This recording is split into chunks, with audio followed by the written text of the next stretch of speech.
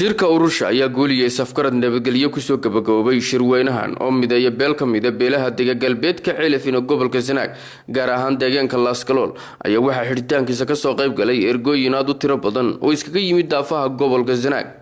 waxaana ergooyinkaas iskugu jira madax dhaqameed mas'uuliyiin maamulka degmada iyo waliba saraakiisha ciidamada qaranka ayaa waxa halkaas qodobadii shirka ka akhriyay afayeenka shirka Faysal Aadan iyo waliba qaar ka mid ah madax dhaqameedka reerka ayaa hadallo ku aadan ergooyinka oo soo dhaweeyna goobtaasi ka soo jeediyay beelweynta Axmed Faarax waxay go'aansatay shirweynaha urushe in ay dhammaan beelaha dariska ah ee gobolka Sanaag nabadgelyo kula noolaato waxayna soo dhaweynaysaa nabadgelyada laga wado degmada Xeelafin ee Bahoyay Dareys lambar 2 beesha Axmed Faarax waxay isla garatay in xasuuqii ka dhacay degmada Xeelafin ee lagu laayay hablaha beesha Axmed Faarax in loo raaco go'aankii ay soo saareen guurtida culimaadudiinka ergadii ay xukuumadda Jamhuuriyadda Soomaaliland u soo xishay arrintaas ee ahaa in ciddii wax dishayna keento gacan ku dhiiglihii ciddii laga dilayna ay sugto inta la keenayo gacan ku dhiiglaha beelweynta Axmed Faarax waxay ku midoobeen magtii guud iyaga oo muddo dheer aan lahayn midnimo mageed beelweynta Axmed Faarax waxay taageero buuxda u muujinaysaa madaxweynaha Jamhuuriyadda Soomaaliland ee la doortay xukuumaddiisa ciidanka qalabka sida ee difaaca qaranka beelweynta Axmed Faarax waxay xukuumadda Jamhuuriyadda Soomaaliland ugu baaqaysaa in ay ka hesho horumarkii iyo saamigii ay ku xaq ugu lahaayeen anoo ku hadlaya magaca beesha Axmed Faarax iyo magaca shirgudoonkaba inaan idin soo gaarsiiyo mahadnaqa iyo sharafka aad siiseen ee aan noogu timaadeen idinku annagana sharfaya baan anigu dee u kacay waxaanu diyaar u nahay oo aanu halkan isugu nimi go'aankii halkaa ka soo baxay ee la akhriyay shirkanna waa shir nabadgelyo loogu fadhiyay nabadgelyadii hore lagu baaqayna waa lagu taageeray oo waanu ku taageersanay waanu ku midoonay goobtan iyada Laasgalool tolkayana waanu ku maqashiinaynay iyo gobolka Sanaagba iyo xukuumadda Soomaaliland midowgaanu midoonay waana ku mahadsantihiin gudoonka naga soo gudoonteen ee aan noogu timaadeen sidoo kale ergooyinka soo ajibay madashani oo iskugu jira boqorro salaadiin cuqal ayaa iyana dhankooda mahad celin iyo duco dardaaran aad iyo aad baa mahadsantihiin ilaahay waxaan ugu mahadnaqaynaa subxaanahu wa ta'aala guushana keenteen ee nabadgelyada ee barwaaqada ee midnimada tolka ah waxaan kaloo oran midnimada haydin raacdo wixii la idin ku leeyahay aad iska bixisaan hadda wada bixisaan ducada iyo wanaagga iyo quruxda ku dara tolkana haddii aan laba leeyahay eedihiisa yareeya aad iyo aad baa mahadsantihiin wassalaamu calaykum aad iyo aad waxaan halkan uga tahniyadeynaynaa beesha Axmed Faarax ee sida wanaagsan shirkooda u qabsaday ee u midoobay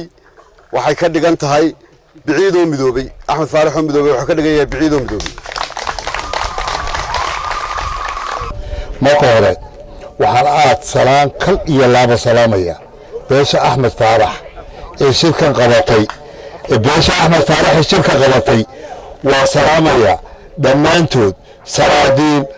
boqorro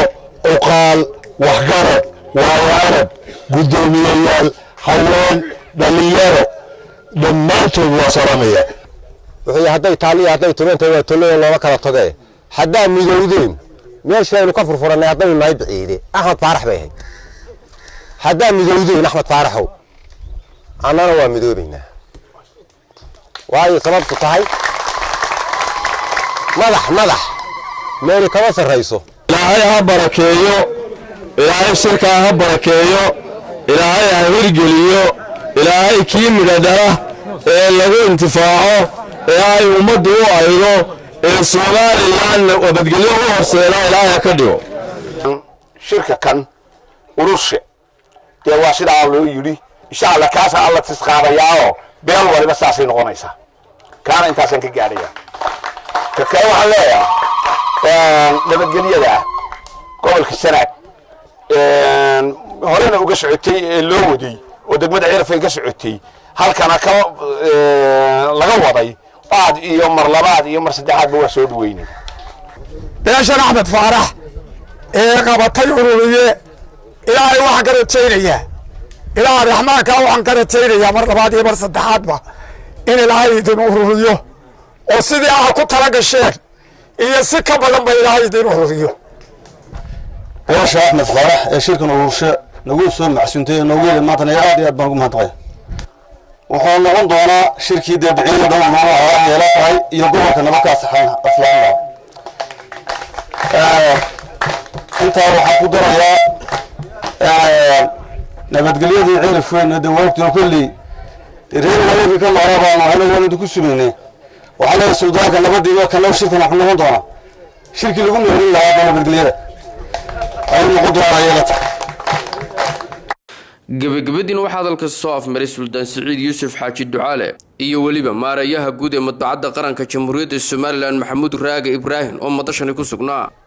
halkan waxaynu ku xaqiijinay oo isku raacnay oo beeshana ku shirtay oo lagu taageeray inaynu yaqleelno nabad gobolka Sanaag waxa soo haray horumarinta oo aynu wax tabanayno waxaa laynagu xiray oo hay'adaha internationalka oo dhan nagu xireen amni haddii amniga la xiro horumarkuna waa ku xigaya madaxweynaha qaranka Soomaaliland waxa kaliya uu taagan yahay waxa weeye inuu hormariyo deegaanka iyo hay'adaha waxaan kaloo idin sheegayaa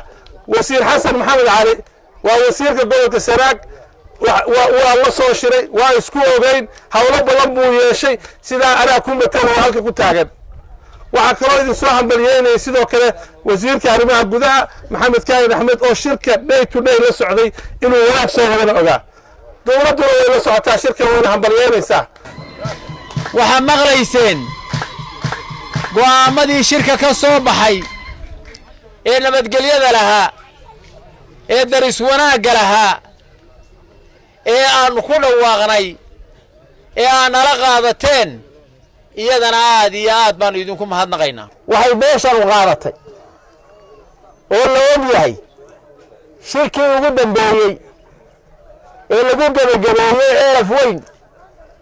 ee dawladdu iyo madax dhaqameedku iyo culimada diinta Soomaaliland ay qaadatay inaana nabadii jabinay beesha Axmed Faarax ay halkeedu hayso gacan dhaafna aanay samayn waanu sii xijin doonaa insha Allah halkan idinka sheegaya hareerahayga waxa taagan madax dhaqameedkii reerka oo aan kala maqnayn xagga dambe waxa naga fadhiyo culimadii midnima naga muuqata gacmaha isqabsada taaga soo midnimaaha